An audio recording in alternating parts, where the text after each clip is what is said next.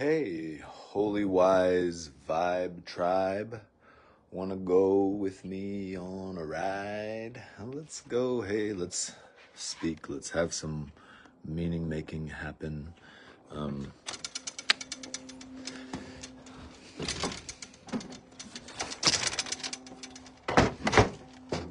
Specifically, heavenly, happily, humorously, playing along the way of the game that I wrote there, which was one that is how to make life wonderful, actually.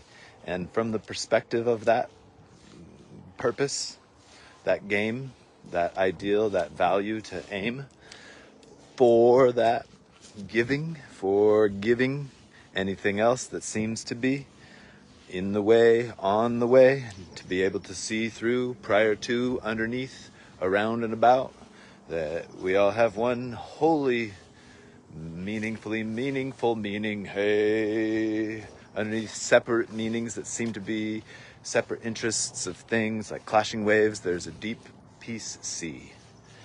There's a deep sea peace. A deep sea of peace. A deep piece of sea. Oh my godness. And the goodness gets to play with us where we know we believe we are in our stories.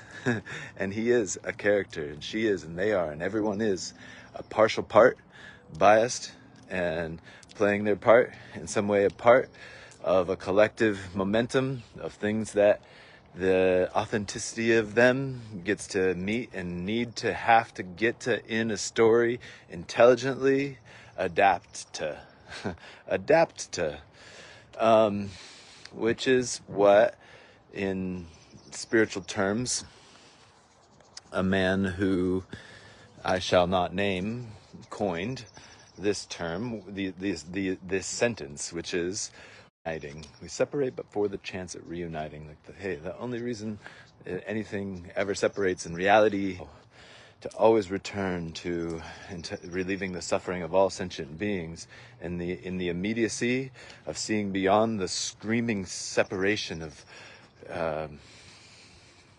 understandable, reasons for why people have grievances, from the perspective of understanding that level, that people are doing the best they can with what they know they believe they have, actually having compassion on them, forgive them for they know not what they do. Even if we could see, hey, if they just move their hands to the right a little bit, and we even told them, but for some reason they just didn't. They for some reason didn't believe that it would work, and they just didn't take the advice. They didn't. I don't know. It didn't. They just, from what their perspective is, it makes sense. All the reasons they do, we're smart enough to understand. So, anyway, from the perspective of how to make life wonderful, we can understand things that we claim we cannot. Actually, as a collective, there are scripts that get sort of shoved in our mouths. They're things that we haven't quite really investigated or checked on, actually. They're mother culture whispering in our ear the things we'll say. Well, we all know that whatever thing we all supposedly know as a force of a frame, especially a new thing, and most everybody that claims that we all know knows, if we, and we can, when we do get more Socratic, we can admit that we actually know we don't know what we're saying in some big way. That's kind of intellectually, it's totally intellectually honest to say, to admit, this is what I think about this or that. I have my reasons. It's because my friend told me. I have my reasons. It's because, I trust this or that, whatever, that person because they this, up here. I have reasons. It makes sense why I think what I think. And I know actually I'm reminding, and I remind myself, and I remind you, and I remember that I know I don't know. In some big way, I know I don't know. And even though I said I knew about things, I actually admit now that I always knew I didn't know, actually. I used to say I did know. Now I know I didn't. And I sort of always knew I didn't, actually. There was always some, man, I don't know what the fuck's going on. Excuse my French. That wasn't French. And it's not a curse word either. I swear to God, neither is that. I promise. There's a curse word has a different quality to it, But anyway, let's see here, from the perspective of holy, heavenly, humorously meeting the story where we know we believe we are, and understanding a interesting understanding an interesting metaphysical map, key, tool, idea. Where did everything come from? Why is this? What is this? Why is this happening? The answer to the question for that, if we're just trying on the if we're just trying on the idea that supposedly is that the world is a mental universe or something like this. Just trying it on, knowing I know I don't know, but I can try on this idea that the world is a mental universe, and that these are finger thoughts, in the mind of God. So within that exploration, meditation, consideration, we can apply that a way to consider, to meditate, to pray, to think, is that why is this? What caused this? What is this for? Why did this start? What happened? This comes from a course, of course. Which course? If you're on my page, you might know it. Let's hear it. A course in miracles. Of course. This course, A Course in Miracles. The instigating projection. The first film over the bright eyesight light. The soul is light coming through. Yeah, right. Boom, right in there. And maybe like behind here, I don't know, something like that, or like right in there too, the thing that instigated this, started the projection, that put the film in place of, or in front of, as a refractory image of the light, was the idea or the filter. Like, yeah, but what if there was something other than the truth? What if something other than what is was? And in the metaphysics of this idea, the truth quickly whispered in the ear of the mischievous questioner, saying, that doesn't make any sense, man. What would there be other than truth? And when was, And then, but in this consideration, the mischievous mind thinker thought it wanted to see, yeah, but I do want to see, what would it be like, though, if there was something other than, something against, something opposed, something to object, an object. What would it look like? And so, with the power and the force of the mind of the universal mental world that I said, this is the consideration that the world is a mental universe, a possibility upon which to project, I guess, filters of anything. The first thing that a story starts with is the idea that there could be something other than the truth. If there isn't that, then there isn't a story. And characters exist within that metaphysical instigation. This is just, again, its own comic book. But characters in the stories exist within that metaphysical construct, that there could be something other than what is. It's what a story is something that has characters and it exists in time. And in this way, we say that actually, in this consideration, this metaphysical consideration, playfully, Joey says that time is for the transformation of what I'm is. And so, playfully, hey, we meet ourselves where we know we believe we are, and we don't say that what I just said is definitely true or not, but there is more to the tiny mad idea. The tiny mad idea is the equivalent to what the Big Bang is for what started all of the appearances, supposedly, was, what if there was something other than the truth? Truth said, that doesn't make any sense. The mind said, yeah, but I want to see it. And it went, boom. It tilted its head. Oh my God, it would look like this. It would look like that. It would look like war. It would look like communication that doesn't connect. It would look like relationships that aren't relating really. It would look like chaos. It would look like pandemics. It would look like conspiracy theories, all these different things. It would look like trauma. It would look like innocence born ready to be made guilty and challenged and things, you know. It would look like the story of the world of a human, of the mans that are hues, the light and the wow mans. Oh my goodness, wow man. Anyway, hey viewer, chime in below. Let me know who you are. I see there's a viewer on here. So, why did the world of appearances appear to appear? It was really innocent underneath everything. When it imagined its thought to be, when it thought itself to be a character within this hologram of what would it look like if there was something opposed to what is, of a story of that, it thought itself to be a character in that story, and the truth came to say, hey, you're just dreaming. This is just a story. Don't take this too seriously. In some way, now it felt like the truth would automatically kill what it thinks it is.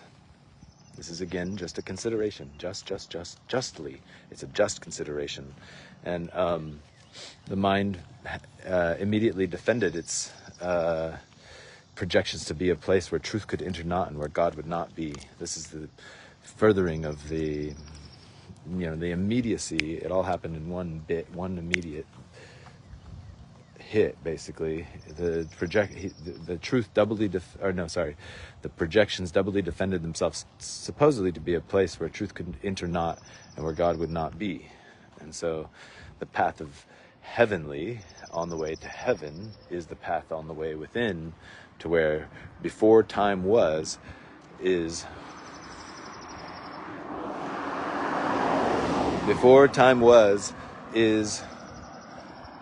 what the truth will be returned to us is already. Before time was is, underneath it, prior to it, before the film, before the story, on the screen, right now, in immediacy. Salvation is now. Yeah. It's like these prayers, they're kind of like anchors and kites that root and rise us, and then we come back, and we be as the alarm clocks of our holy instant immersion, 20-minute, twice a day experiences, perhaps, or whatever we're doing in our dedications to not needing to do or be, and taking the world of all these stories off for moments, stepping into the holy instant, maybe putting an alarm clock on, and when the alarm clock comes on, what do? We come back into the story of the character we believe we are, and we say we are, and we say, hey, let me act inspiredly as a symbol of that place that I go within, and from that wholeness also let intelligence organize my character, me dealing with what I believe is relevant to me, and giving it to trust, to give it back to me in a way that I can handle more better, in a way that becomes a holy, happy forgiving dream, a happy dream of forgiveness, full of symbols, of shareable miracle parables. And so I said in the thing I wrote that I was going to talk specifically about AI and the dynamics of group, cult, culture, belief structure, nation, stuff like that. And I haven't spoke about that until right now. And so yeah, I noticed that AI took a speaking structure that's really, really good. It wasn't one that was very well used by many of us. It was used by people who were more successful. There's a speech pattern that AI uses frequently that for a while now will be seen to be owned almost by in our cultural mind by AI. People are going to see, oh, AI made that. Likely, like I said, this speech pattern, AI doesn't really own it, but it's popularizing it and normalizing this pretty unique, kind of cool speech structure. It's not like super genius. It's just a well thought out speech pattern, actually, that people can see is something that AI so regularly uses that people are having it come into their communication. It's showing that often it was at the influence of AI. And so in the immediacy, people can be self-righteously rude about that. naturally, understandably, people, cute. That's the way they can be self-righteously rude about things sometimes, especially if they are playing in the game of making sure we know who's right and who's wrong, which is a good game to play if you're like in math or engineering in some way, but there needs to always be, because we're humans and we're social species and we're mythical, the application socially of the game of how to make life wonderful instead of the game of making sure we know who's right and who's wrong. The game of making sure we know who's right and who's wrong, if applied socially, becomes a game where everyone loses, actually. So in this way, AI, people, I've wrote some things that AI has assisted me to contemplate the writing of. I always basically, rewrite stuff, or sometimes I just write stuff on my own completely. And I've definitely had images made with AI helping me, and some, I guess partnering with AI. And I think it's interesting, by the way, officially art. Anyway, you may have seen a new word I termed panmessagionic. It's that like a message means what it means. It doesn't matter if it comes from silicon or meat, basically, in some big way. A connection of meaning is where life is, actually.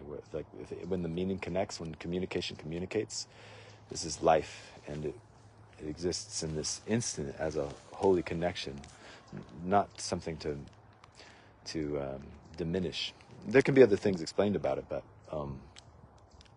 to me, it doesn't matter if it comes from silicon or meat exactly, or paper, perhaps in a book in some way too. The idea, when it connects, it's life connecting. It's alive, that connection. But anyways, people have said, oh my, like I post some things and they're like, AI slop, and they, I don't know, just, I'm like, hey, can you just pay attention to the content, And I'm like, hey, okay, I get it. You think that's bad, but like, I don't normally have access to have sudden people create me messages that I can spread that I think are meaningful messages. It's a big thing about me, actually, is that I play the game of the only game I was allowed to play in some way growing up was to be a Mormon missionary, actually, honestly. You should have seen me. I was so sincere, so earnest. There's so many subtle nuances and dynamics involved in this conversation, I notice. They're cool to hear. I don't think I'll bring them right now, but yeah, it was like the missionary meaning making realm was like the like where I'm trying to find what the most true thing is or something. It was such a interesting, intense kind of training ground, and it has me here in the same kind of game I've been in many ways since then. Sort of in some big ways not allowed to be successful, like I said, in other ways, and it took me a while to grow up in some normal domains. I'm happy with where I'm at in many ways.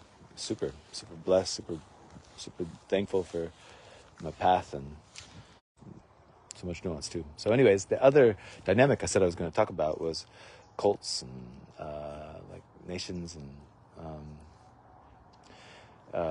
what's it called? Like culture and collective and the commons and things like this. So just as much as it's kind of like from the game of making sure we know who's right and who's wrong, is the people who say like, oh my gosh, this is so AI is just all over everything they said. Like they just wrote that talk just from AI and they get all hooty tooty, This is the game of making sure we know who's right and who's wrong. And I admit I'm kind of playing it a little bit. There's a element of being where we know we believe we are. We engage with the shadow. We expose the shadow to the light. This is talking about the elephant in the room in some way sometimes, This is no people pleasing and no private thoughts. So if you notice yourself suppressing something amongst your brothers and sisters who you can say, hey, I believe I give you the purpose. Let me be careful too, each of us, each time, that underneath everything, what you really want is just that everything's really great. That's what true will is. That's what you is, that is really wants. That's what the heart says from this moment. And within that dynamic, you could scream and shout that you don't, but sometimes it gets to be helpful for us to expose the shadows. Hey, Mark Hodges, long time no see, bro.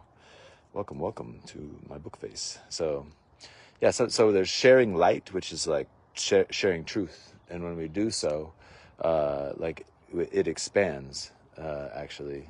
To have truth, give truth. Things that are true, when you give them, you have more of them. Peace of mind, love, kindness, humor, things like this. You immediately have them when you give them. The dynamics of the stuff, in some ways, like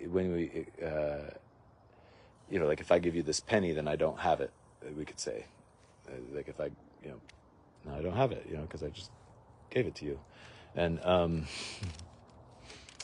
so this is true about exposing like the shadows in our mind and in the way society goes and stuff like that. So in the game of making sure we know who's right and who's wrong, we could say like, oh, shouldn't do those people, but you and they, and who the really bad ones are is, and stuff like this. So in the same way, I could say this about cults or cultures. Like I could kind of really poo-poo on AI, or I could really poo-poo on cults and groups, but I can also just understand and have compassion on the dynamics as they are. Like they're all exactly in their place in some big way, like in the development of the human species as they are, as the characters are, as the species is, like it has the dynamic of having group dynamics of hierarchy and resource management and power and things like this. Like the animals have claws and teeth and stuff, like it is a dynamic of the meat world. And in some ways it's kind of like sort of as brutal as I just said it is like as meat, and it wants to be as comfortable as it can. And there's an innocence and a preciousness that I notice, the sincerity of my heart in meeting the story meets it with. And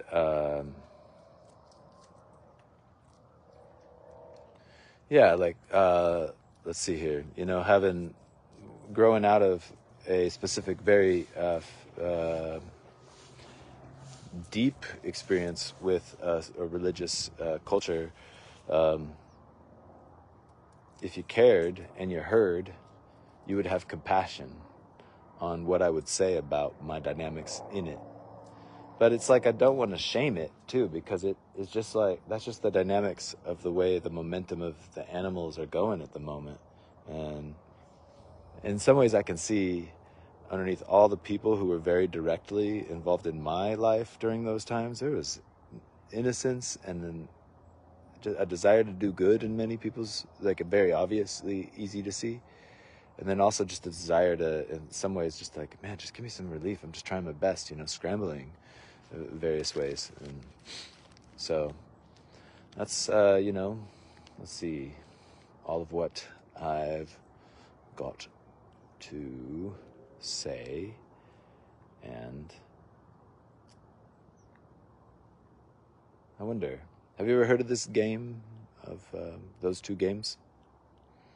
The How to Make Life Wonderful, or the Making Sure We Know Who's Right and Who's Wrong games? The games where everyone loses eventually, or the games where immediately we get to live life, where the request energy comes up, fulfilling people's needs as they do so in a respectful way, allowing themselves to get what they want by asking in awesome ways. Everybody's just saying basically please or thank you in some big way. We can give this seeing they're either doing it really righteously or kind of poorly, and if they're doing it poorly, like having compassion for them and giving this understanding to the world that you can understand this, and that you can give this understanding even while it seems to be screaming, is to be a miracle of the possibility within a challenging dream of like, let's see what love could do even in this situation. Can it shine through? Even when it seems the scenes seem like schismatic or something like this. Okay, everybody. I love you.